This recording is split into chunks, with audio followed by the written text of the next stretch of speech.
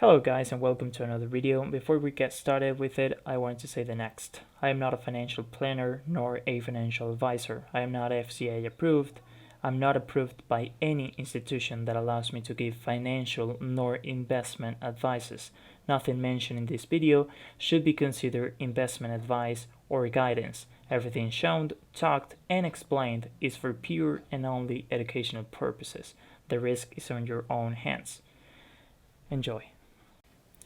Hello everyone and welcome to another video. Today I'm going to be talking about Friday's price action and just talking about a few things basically. We'll begin with higher time frame structure where we have a 1 hour order block which I basically consider pretty important. It's basically the extreme to this whole move that basically caused this break. So for me, it's a pretty important high, right? I am not a fan of going for this, right? Going for that order block. If I have a structure like this where price has extreme and then another basically swing low, in this case, swing high, sorry, I will most definitely usually go for that. And as an example, here we have this high. I would probably go for this one. I don't know if this one worked. We could say that it worked. With this one I would have gone for this, and with this high I would have gone for this, as it's already mitigated. Of course, as an example, we did have somewhat of a trading opportunity here as we do flip from this point, right? We create liquidity for that higher range and basically come back to mitigate the extreme, right? And this is our high. Price doesn't actually break the high, right? So this is our supposed high, but I would have gone for this. And if we had something like this, I would have gone for this, right? Yeah, I don't know, that's how I choose my highs. Not sure if there's an actual concept for that, but basically, yeah.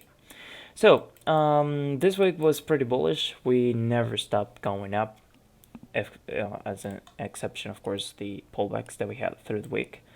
As you can see, we had a pretty big pool of liquidity, so a pretty good area that price wanted to go above.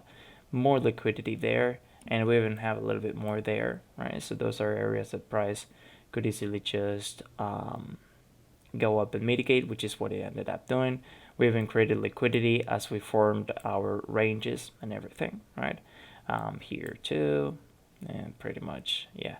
On the sell side, we didn't lift that much liquidity. We do have this right here, which is a lot of liquidity, not gonna lie, but that's the most significant liquidity pool in maybe here, right, where we have a lot of stop losses or sell stops pretty much.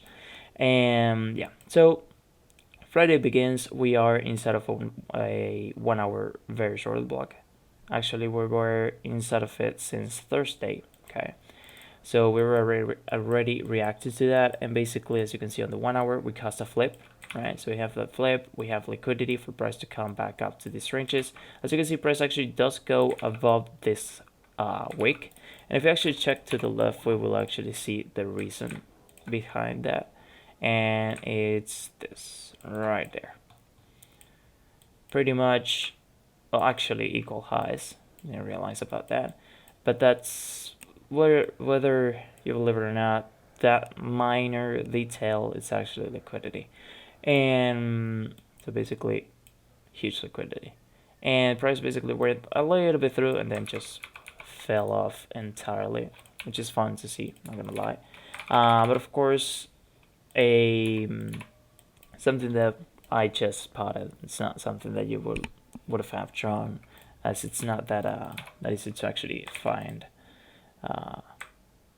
Kind of want to draw the area again as I fucking deleted it, but yeah. So we had a bearish Friday on its most part, right? Let's draw it till here, 1 hour. There, 1 hour. Okay. If I can hit it, yeah, thank you. Okay, so we had a flip, right? So we were counting this as our extreme. As I said, price had liquidity, so we had pretty good reasons for price to actually go up there, right? It did end up breaking higher because we did have that liquidity, and then it fell off. Okay, so let's go down to the 1 minute. We had a shit ton of opportunities. I don't know if I have 29th price action. Yeah. So on the 29th, if I remember correctly, I took this. What is it that I took? Oh, this is what the trade that I took. Pretty simple trade in my opinion. The extreme, it's always a good area, but as you can see, it cost just a push to take liquidity, right? It didn't do much more than that, and as you can see, I was actually lucky to close it right on the tip of that, right on the tip of the move, and right, yeah, and well, price then just went back up and then back down. So as you can see, with this move up here took liquidity from the upside, then took liquidity from the downside, and then continued to go higher, right? And even then, basically took liquidity from the upside and then took liquidity again from the downside and created even more for later, basically, and then just continued to push higher, right? So yeah, a lot of liquidity takens. Let's actually go to 30th price action. So the 30th was literally the last day of my challenge, of my funding talent challenge, and it was a very emotional trading day, right? And it was basically a huge mess. Okay, because I actually started trading well, right? I started trading well, because I started risking with the usual risk, doing everything right. But I took 2 losses right away as I started, and after that I said, it's the last day, so I know that I won't lose the whole challenge because I was basically at 26,800, I think. And to lose the full challenge, I had to lose somewhere around 5%, which was a lot. So I basically said I might as well risk a 0.5 instead of a 0.25 as I always do. And basically with one trade, I was able to pass the challenge, right? So I basically took, I think, 2 more losses, and at that point I said basically, let's just scalp. I started scalping. I literally went to the 15-second time frame, and whenever I saw somewhat of a break of structure, I mean, I think I passed the challenge on this move, isn't it? No, actually a little lower here. This is the time where I passed the challenge. I think I saw somewhat of resistance here. Price was holding it. Price then did this. I sold. Then this. I sold. I sold once again, and I passed the challenge. I think I made like 700 or something like that. So basically a 2.5% profit just in that move by scalping. And I said through Telegram that I didn't like the way that I traded because it was very emotional. And I came back basically today, so whole day later in the morning, and to see the price action again. I back tested it. I didn't take every single one of these trades. I do remember taking this. Of course, it's price action that I kind of remembered, so it was kind of hard not to actually miss out on some trades. I took this, and I think I took the DCE that we have there, because I remembered about the trade later. So I basically took those 3 trades. And we're going to go for each one of them, trying to give an explanation on the why. And the first trade that we have, this type of structure is pretty common, in my opinion. We have an area, so there's something that I've always actually get one of these because I deleted this drawing. Can't really say for sure why, but I have. Where is the tick? Is this the only one? Looks like it is. So how did I do to... Okay, so basically this is mitigated to that, right? So we have price, there's a pause. That pause was before this, right? Before this major break.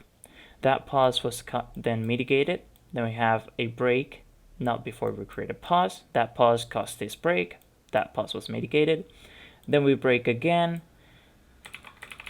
Look at this in detail because this might confuse you and me.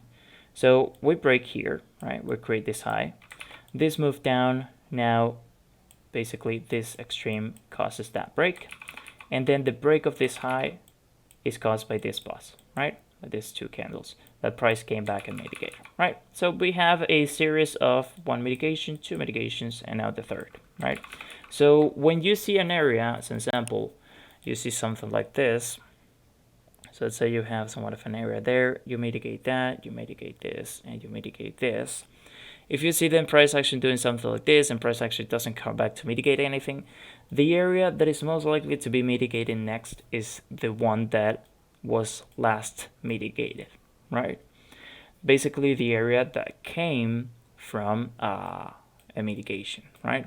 So that's the most likely to actually create a reaction, right? So all of these lows that were created will act as liquidity, right? To later price come back into this area and basically react.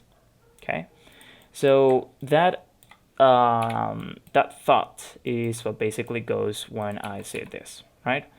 Price as an example does react to something here. We do have somewhat of a pause. Let me actually mute myself. Okay. Reacted to somewhat of a pause that was before, well, the break of this, because we do have this pause that basically caused this break, right? But we do have that pause that basically price reacts to, and then price comes back to this and reacts as well, right?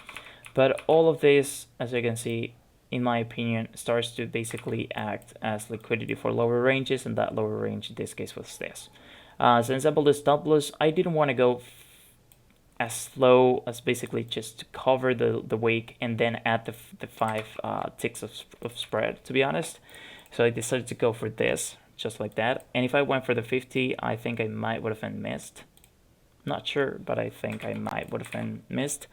But pretty much that's the trade. That's why I thought there was a good opportunity. And while this basically trades as an example, this is in my opinion, a trade that will take a good amount of time to basically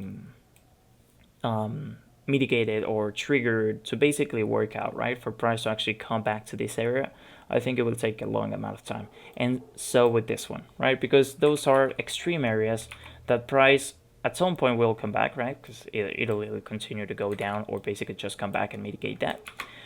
But it's not like something like this area that price basically broke here.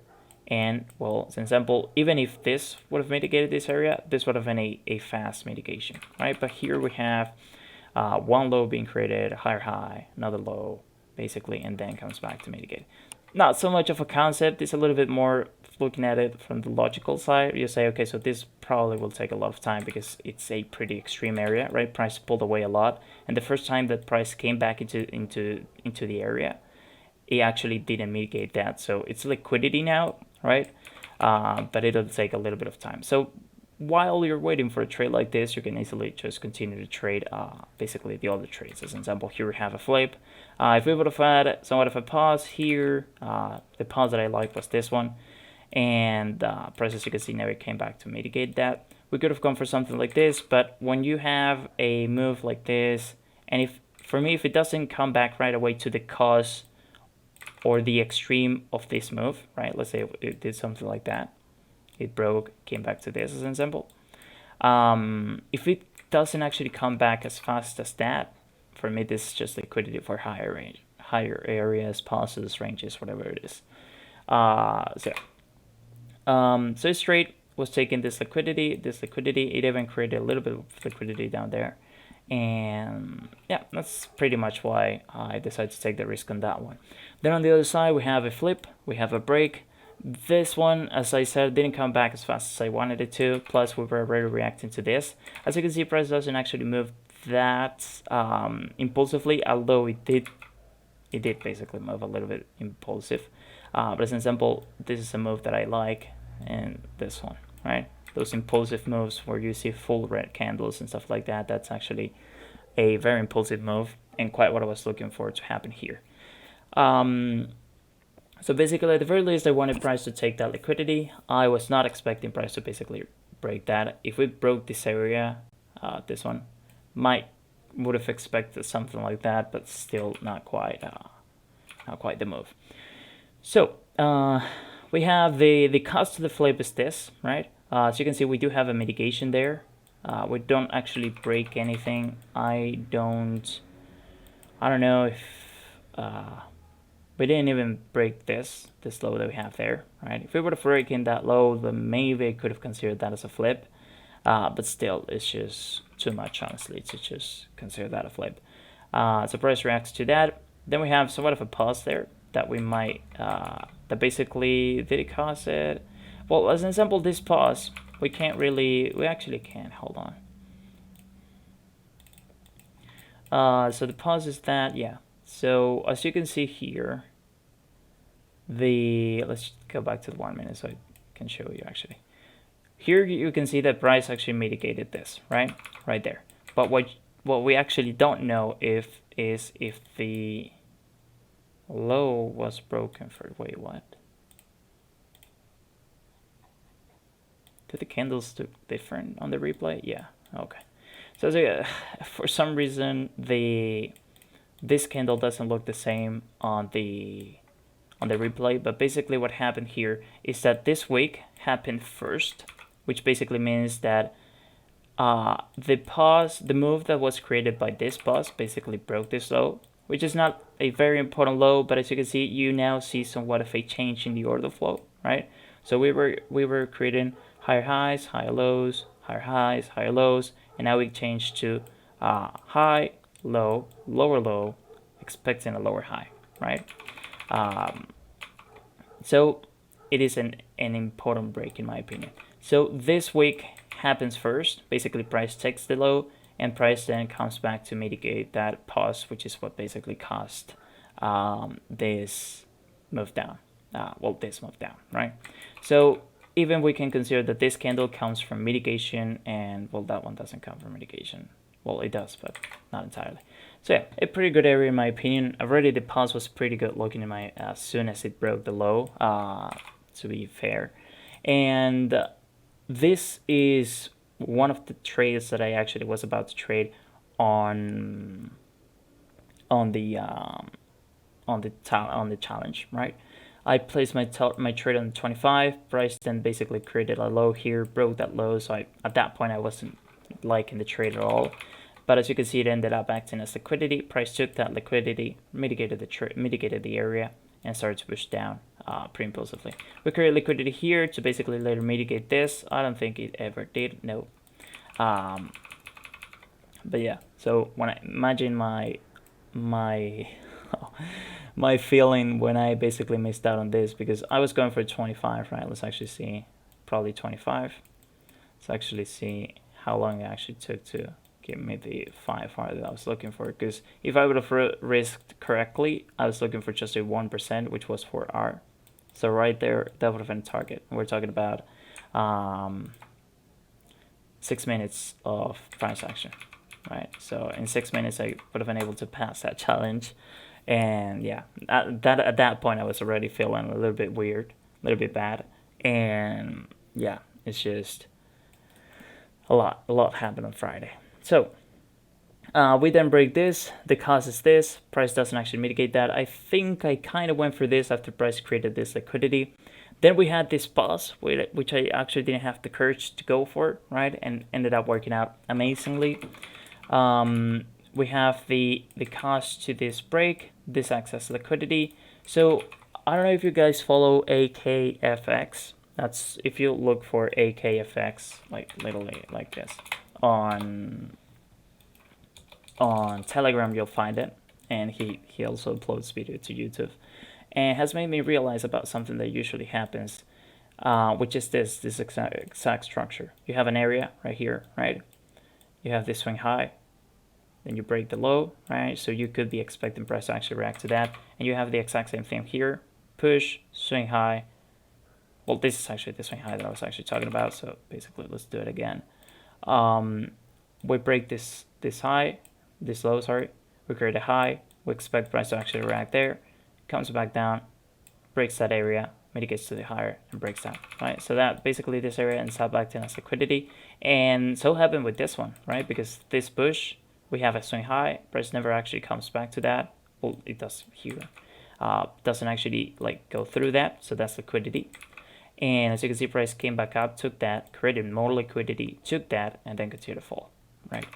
So yeah, that guy has uploaded a couple more videos, will explain a lot of stuff. So I do recommend following that guy, AKFX. I don't want to call him that guy because it sounds weird, but he's the guy. He's the guy.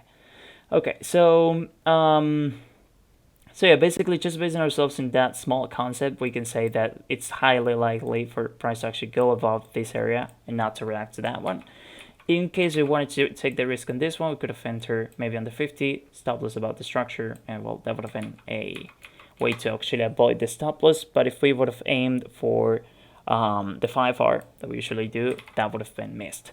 Another thing that I should actually mention as an example, on this move, this sell right here, the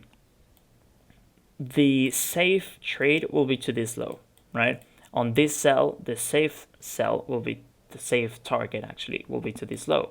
And same with this one, basically here, right?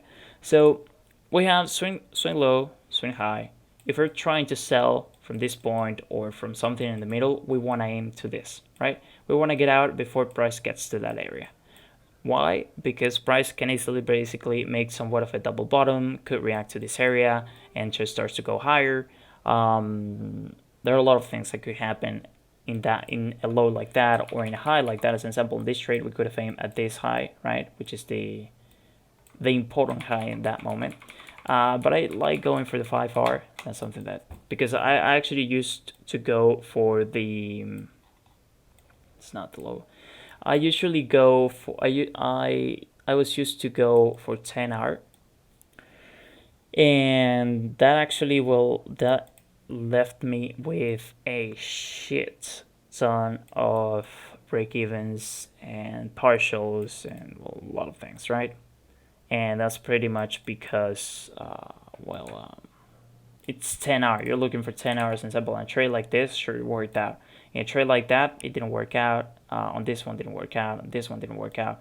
Well, actually, it was close, but no, it didn't work out. On this one, well, it was close. Not gonna lie, that was close. But yeah, so yeah, the targets and stop loss. As an example, my stop loss is always technical, right? I'm not saying I always go for a 3-pip stop loss. I do have that saying, not that saying, but that rule that I basically don't go for stop loss higher than 4.5 pips, right? But my stop loss is always above the wick of the area that I'm going for, right? So if that's my area, right? This is my high. My stop loss goes on that high plus 5 ticks, right? As an example, that was 18. So in some cases, I actually just go a little bit further, to round up the numbers. As an example, I don't want to go for 2.3. I prefer to go for 2.5, even though that means that my target is actually going to be a little bit larger. I prefer to do it that way. I think it's basically easier and even safer. Yeah, that's pretty much it. So where was I? Okay, so targets. As you can see, price went pretty strongly to the downside. We have a 4-hour order block here that could have been used as a target, which actually the order block is this low, this high that we have here, right? Because this is the actual order block, right? But I decided to go for this one as well. That's, I don't know, it just looks better, right? So yeah, that's pretty much why I decided to use it. And it's basically the high of the whole range, right? So I said it's kind of the safest area to actually target. You could have used something in the 1 hour. As an example, you could have said, I think this is an important area, so you could have aimed for this, right? For me, it doesn't look that important. It looks more like it has pretty clean equal high lows there. So hell, this, I think that would have been even better to actually target. So when I came back to look, I said, well, this 4 hour looks good. In the 1 hour, this looks like liquidity, so price could easily just push it a little bit more down, basically take that. And if we want to go lower, to be honest, we can go lower because all of this move up should be taken at some point. I don't think in the long term this will actually hold to basically make a... Oh, well, it could actually, yeah. So we come from mitigating a weekly order block, right? We've changed basically strongly on structure per se. We've changed in the daily, haven't we? Yeah, we flipped there. So we do have somewhat of a bearish market currently, right? So it is probable that price could actually hold this area and just continue to push lower, right? So a trade that we have there could be aimed for, as an example, this low down here. But I do like the trend that we have to the upside. This whole thing right here could be considered somewhat of a complex pullback to then continue to go higher, right? But yeah, I don't really like doing this kind of analysis because yeah, you can have a potential direction, but it's just something that I'm not going to actually use. You know, it's just that, you know, even if I know that price is likely to take this low, I wouldn't aim for this because that will take days, and I'm not that type of trader. Honestly, I just can't handle that heat. So yeah, let's get back to our time frames. So basically, we talked about the reasons to this, Let's go for this one.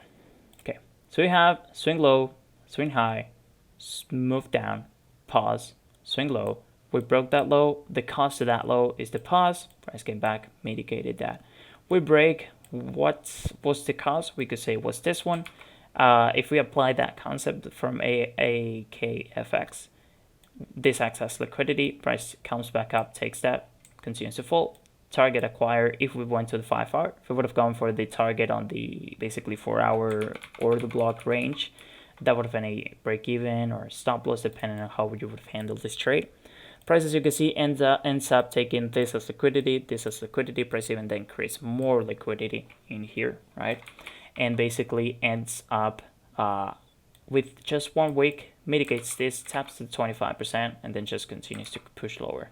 So as you can see here, also comes the concept of mitigation, right? So we mitigated this. This area comes from mitigating this other area.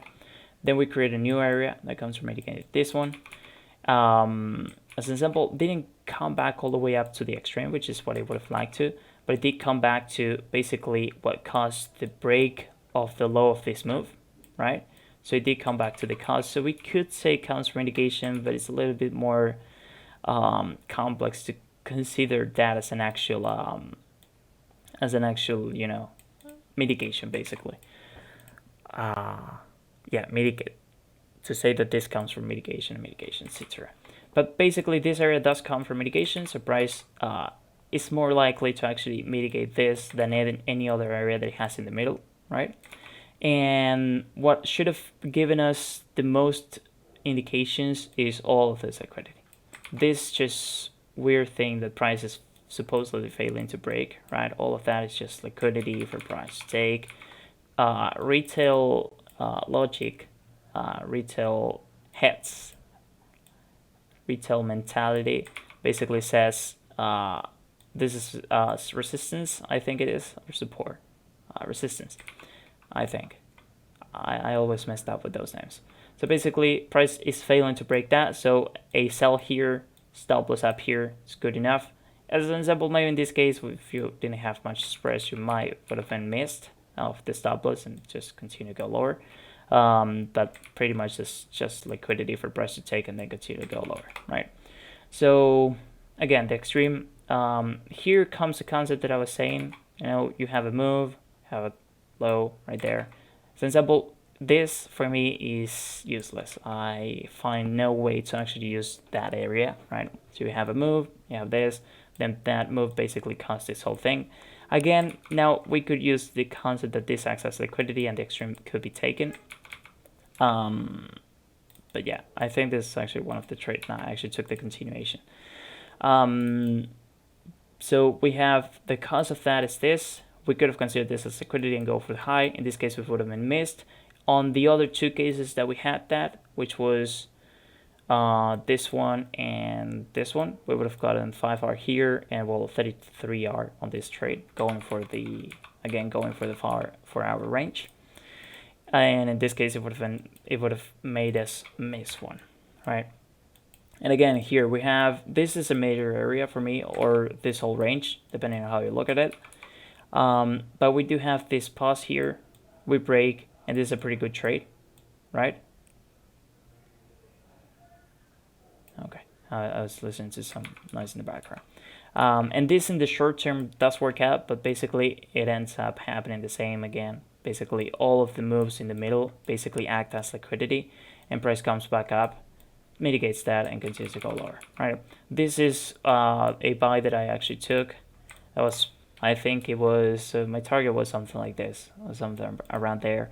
If it would have been taken out, I would have actually passed the challenge on this trade alone.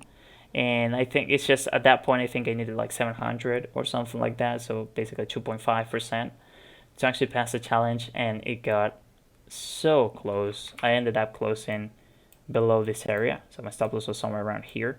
Price actually did respective a little bit and then just plummeted down. So yeah, that was a shame because with that trade, could have passed it on a 1 to a 10 would have been basically. But yeah.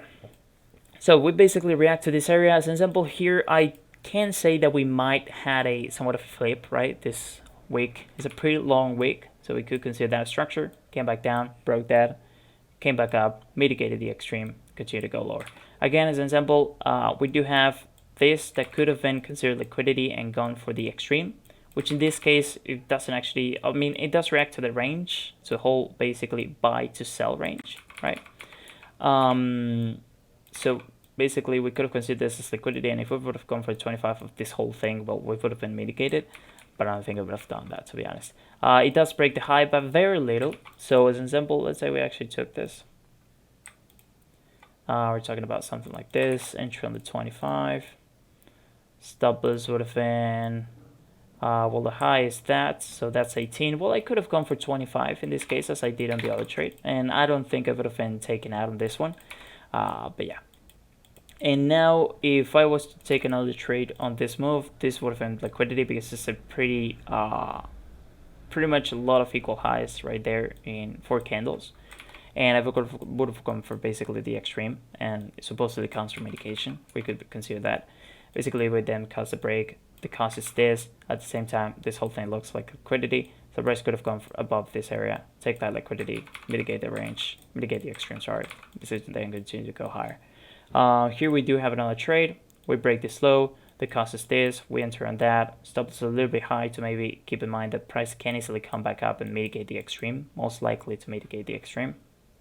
If we would have gone for this stop loss just above the high, we definitely would have been taken out, right? But that works out pretty well. Then again, have a pause right before this break. Price came back up. Doesn't actually mitigate, but it created a lot of equal highs, a lot of liquidity down. So something like this we could have expected. Takes liquidity from the downside, takes liquidity from the upside, and then falls. That would have been the move that I would have expected, right? So buyers want to buy here, sellers want to sell here. So price basically does this, triggers the stop losses on the buys, and also triggers the sell stops that basically sellers have. Then comes back up, takes the seller's stop losses, right? And also triggers the buy stops on the buyers. Takes that liquidity too, and basically just continues to push lower, right? So that's what I kind of would have expected to happen, but in this case, just created the liquidity, took the lower liquidity, and then continued to go lower. And well, that's pretty much it. If we would have aimed to this 4-hour order block, we're talking about 21R, 32R, 29, 31, 33, and without even counting well these ones because they're very small. And against, if we would have gone for this basically would have been either stop loss or break even. But yeah, that's pretty much it. I mean, I actually used to do something. I still have that notepad here. Let me check. Which is something that actually really helped me for a little bit, I believe. And on a notepad, physical, now I'm not even talking about the notepad on Windows, I will basically write this one. I'm going to read from the notepad, okay? So what did each win make? I think it should say what did each win do, but okay. So first we have a S to D flip after tapping an area, left intent while flipping. and price came back, mitigated the liquidity along with the extreme order block plus 10 hour. Okay, so this was the time where I would usually go for 10 hour. Okay, so basically what I would do is just write what happens, what are the steps that happen. So when I say price basically left intent, is I mean that it left liquidity. Okay, so you have something like this. Let's say you have that, and then you fall this liquidity for this range. It's a little bit flat drawn, but you know what I mean. Basically that, right? So yeah, and I would do that with basically every trade, every day. At the end of the day, I would just come back and basically do this, right? So I have this whole drawings, and I said, okay, so this trade did this and this and that, and yes, as much information as you could write down. You can do it, of course, on the computer. I think it's better to do it on a notepad because it has a little bit more. I don't know. I feel like it's actually a little bit more. I don't know. I always had that mentality that something physical is way better than having just something on the computer, right? Which is why, as an example, I believe that books are better to have them on your hands instead of computer, right? I don't like reading books on the computer. So I do recommend doing that. Like after the day has ended, basically just come back to it, see what worked, see what you did wrong. I think that helps a lot because you start realizing, okay, so I took this trade. Let's say you took a loss here, and you took a loss on this one. Why did the same thing happen twice, right? Because we're talking about the little same thing, right? And then false, right?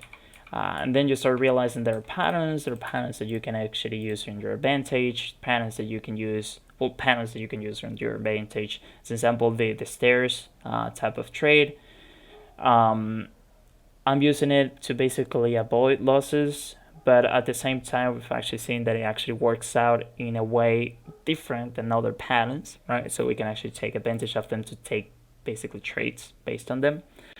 And that's pretty much it. I mean, I wasn't really planning on talking about much. I just wanted to do a video as I was pretty absent through the week. But it was a pretty important week. I had to pass the challenge. I have failed it. Well, it's not that I failed it. Actually, I got a lot of retries, right? So I always managed to get back to break even somehow. But yeah, I didn't like the way that I traded. I know that I can improve so much, and I'm looking forward to do that. And one of the improvements that I want to do, well, is pretty much start using the higher time frames again. And what I mean when I say start using the higher time frames again is by basically targets on higher time frames and basically areas that price could react to. Because as an example, we're here. We did have a 1 hour order block. Let me do this because for some reason maxed out. Okay, so we did have a 1 hour order block that came from mitigating another order block right here, so you can see.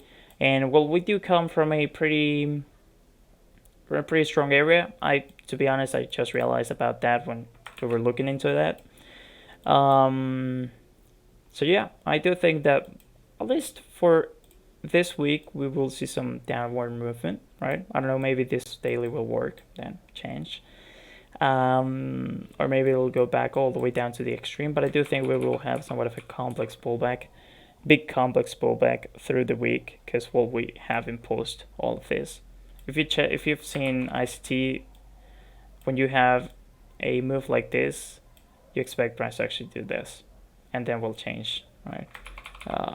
Well, at least that's what I understood. I watched the videos while I have free time, and it's not that I pay that much attention to them, but it's worth.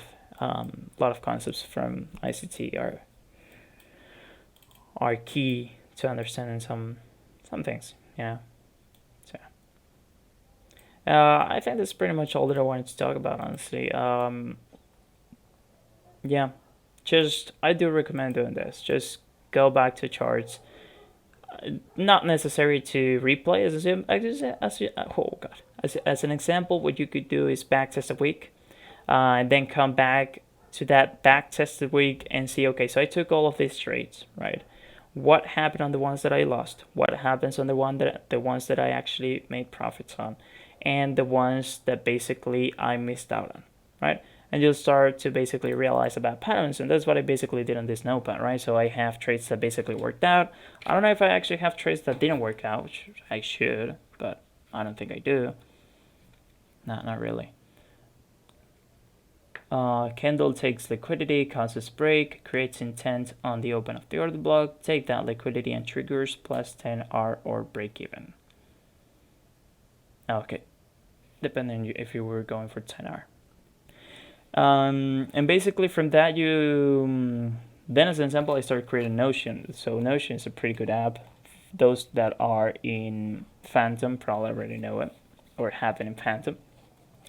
It's a really good app to just, I don't know, have screenshots. So as an example, what I used to do is each trade I will give a screenshot, right? I will take a screenshot of it, basically show the steps that led to that to a trade. So as an example, first we have a flip, price pulled away a lot, triggered bullish area, had intent on the open, price came up, created even more intent, took that liquidity, came back up, created liquidity, never came to mitigate that, and will then continue to go lower, right? Mitigated the cost to the flip.